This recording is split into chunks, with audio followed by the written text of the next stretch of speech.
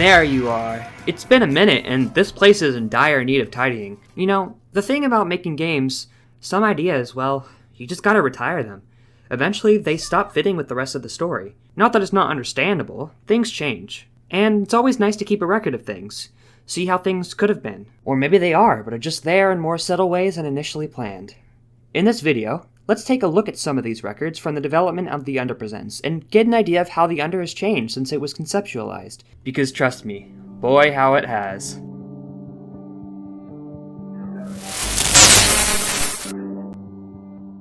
I think it would make most sense to start from the beginning. Let's first discuss some of the inspiration for the Under Presents. The main three inspirations I found used by Tenderclaws were Journey, Sleep No More, and Tale of Tales. Journey is a game made by that game company, released in 2012, that tells of the story of a carpet being who makes spiritual pilgrimage to the top of a mountain. Along the journey, you cross paths with other real players, just like in the Under.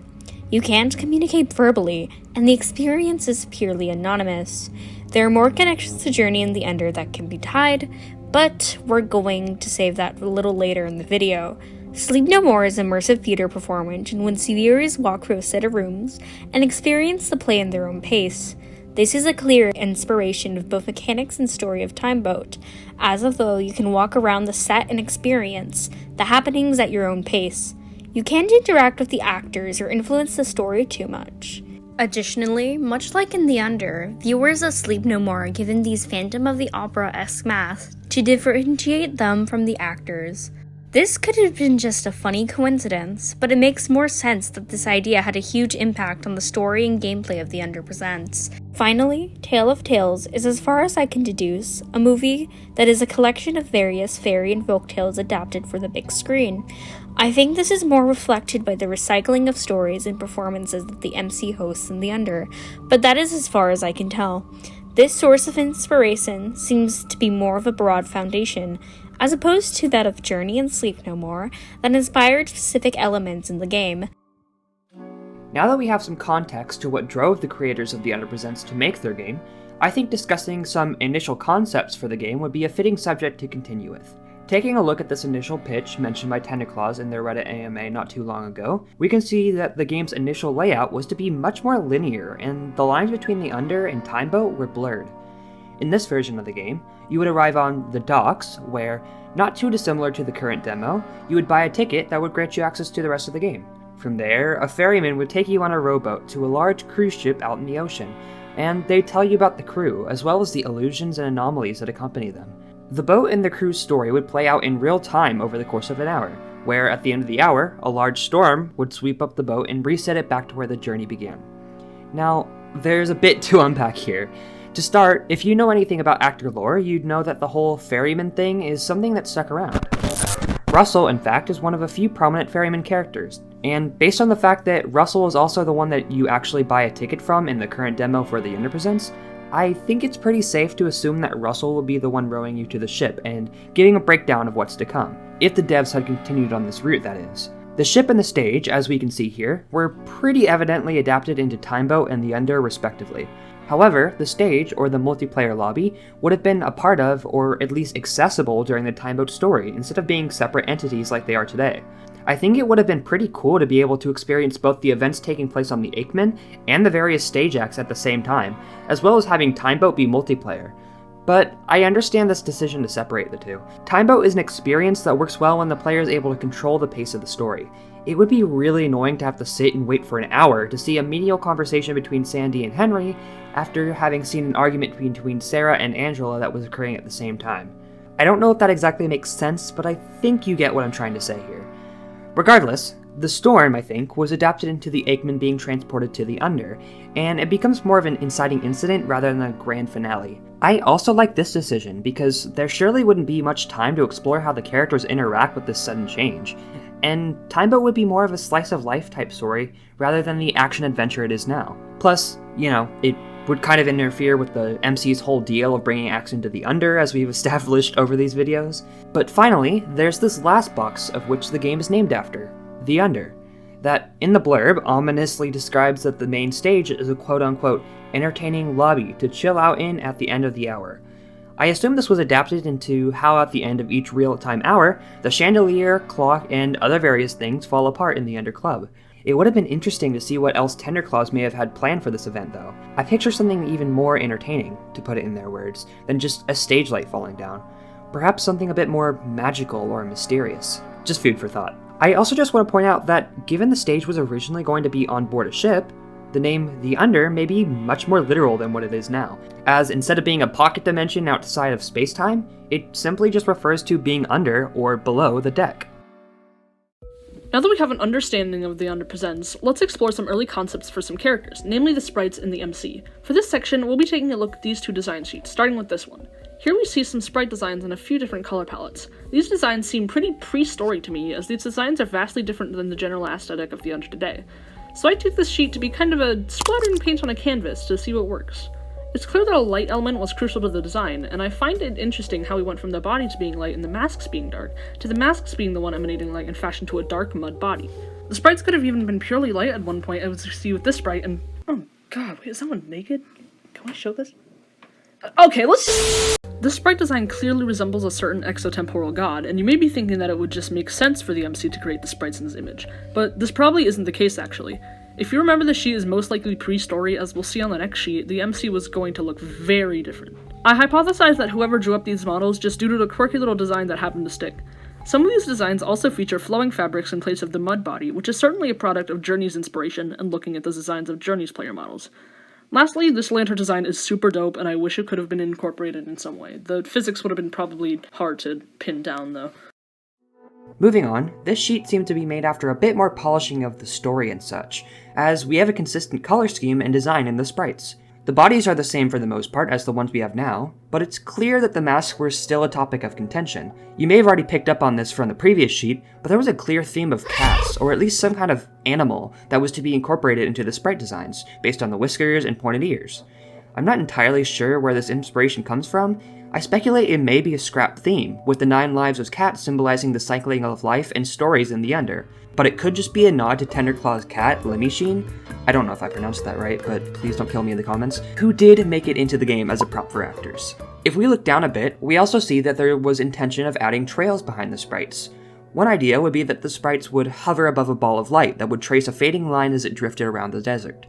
Similarly, this idea would have the sprites themselves leave the glowing track. I believe these are also a product of Journey's inspiration, as that game also features a lot of cool light effects with the characters and environment like this. Then we have some more realistic trails, one that would simply be a realistic trail left behind by our little mud nub.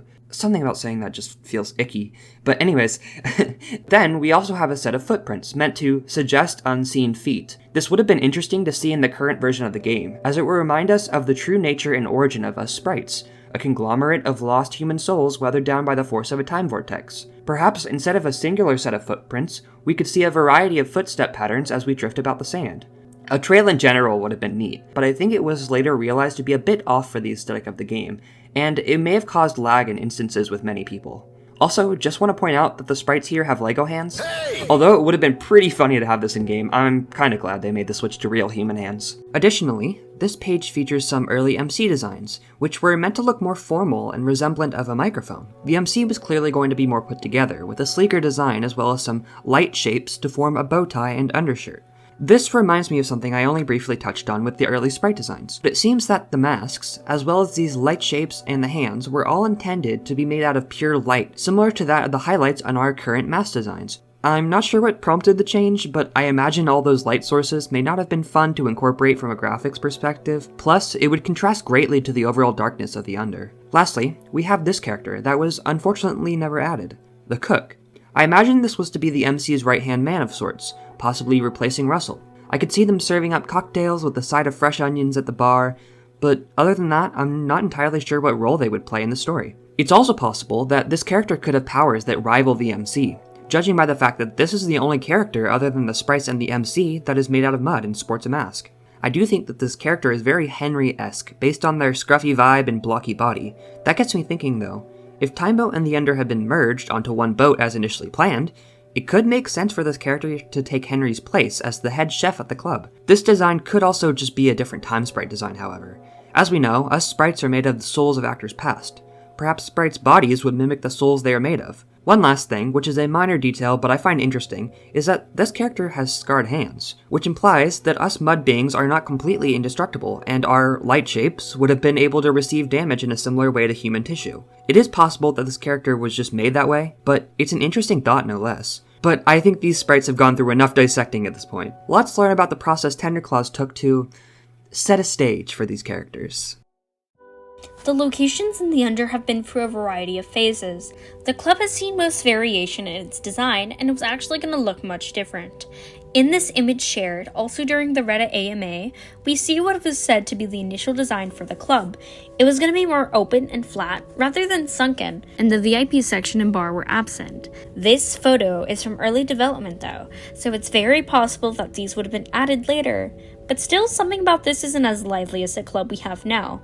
Although this version was scrapped, it was used, at least in part, as the last place Billy, Few, and Adela go to their expedition, as well as where Few meets his untimely demise. I wonder if Tenderclaws recycled the beta club design here just because they had it, or it was meant to imply that the trio actually found the wreckage of Lemon-Top, the boat that the Under and the Guts are fashioned out of. Assuming the latter is correct, makes the scene all more eerie, as you realize that the place we all relax and hang out also served as the final resting place of one of the Timeboat characters. There is also another version of the stage that can actually be seen in the reflection of objects in the current version of the Under, something touched on in the Secrets of the Under video. We can take a better look around the club and see that although it's still flat, at least, there are some extra rocks to give more of a sense of enclosement.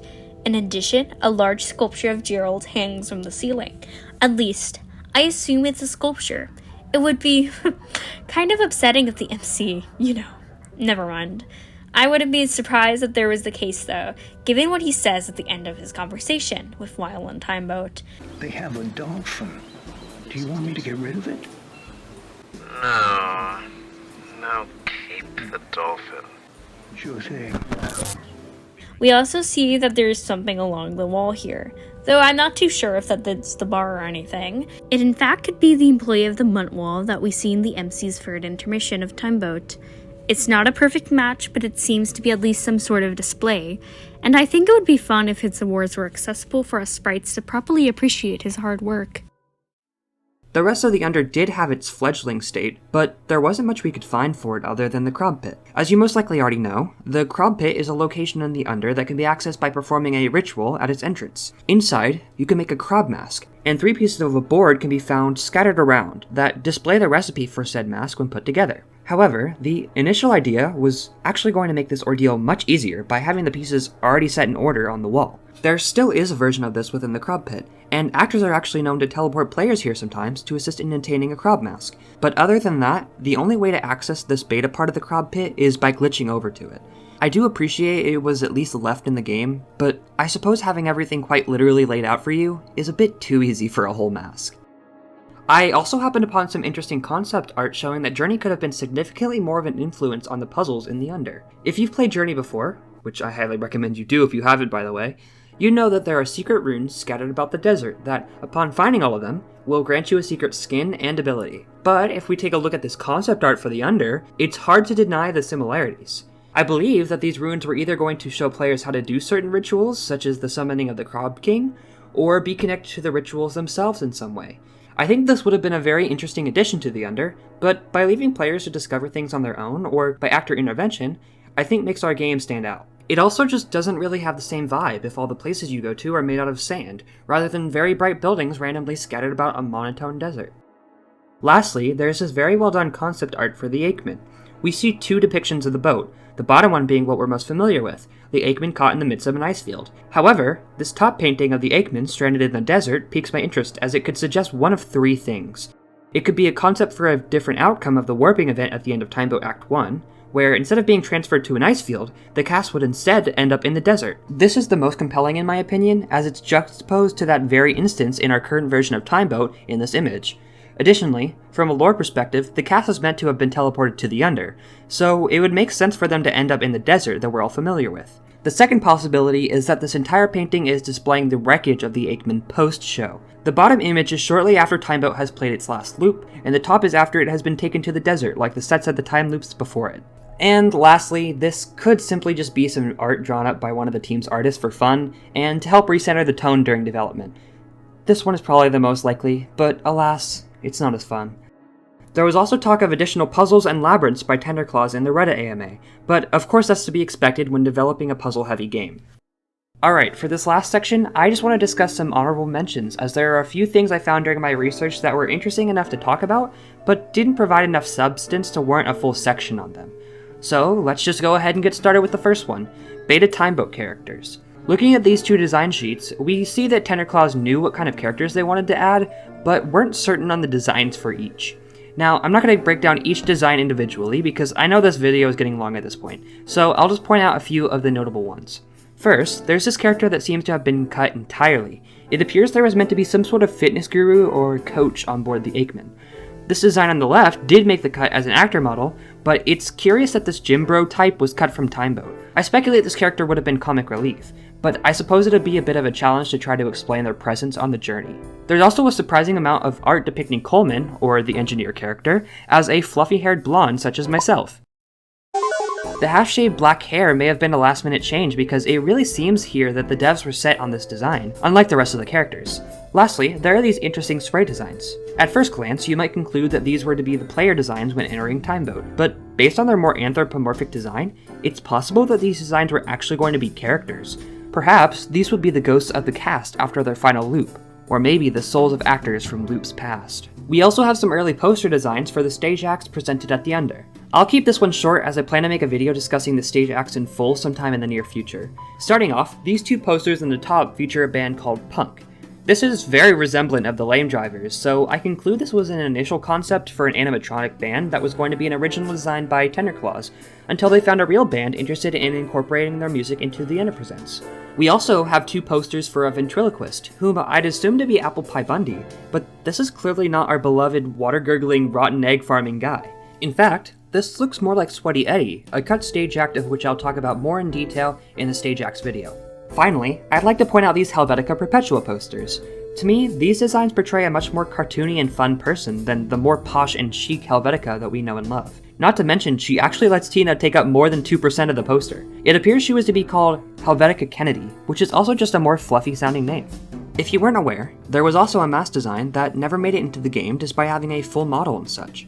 This mask, aptly called the Beta Mask, is a simple circle of light in the center with this strange onion shape engraved around it, with a little antenna on top. I don't know why this mask was never added, but I imagine there just wasn't a good place to fit it in. It would have been nice to have, but at least we can still try it on in Stray's VR chat recreation of the Under.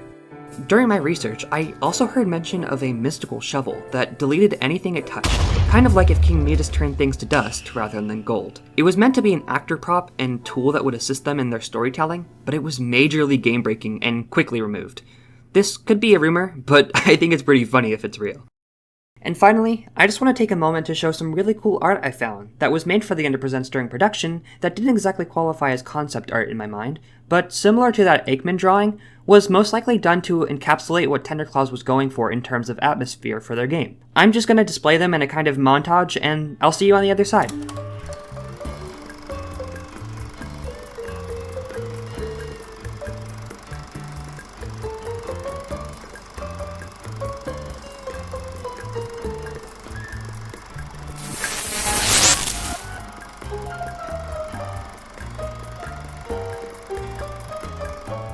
Those were really neat, weren't they? I do wonder if you guys would want me to add a section for the Under Presents fan art in future videos. Let me know in the comments if that's something we should do. Well, that's all I have for you today. Thanks for taking the time to watch this video all the way through. I'm really grateful that all of you are enjoying my content as much as I enjoy making it. I have noticed that for some reason my lore videos have had weird glitches when I upload them. I don't know what that's about because I haven't had any issues during editing. Maybe it's a problem with YouTube? I don't know, but it seems it's at least not too bad and doesn't completely interfere with my videos. Hopefully this one won't have anything like that, but only time will tell. Farewell my friends, and until next time.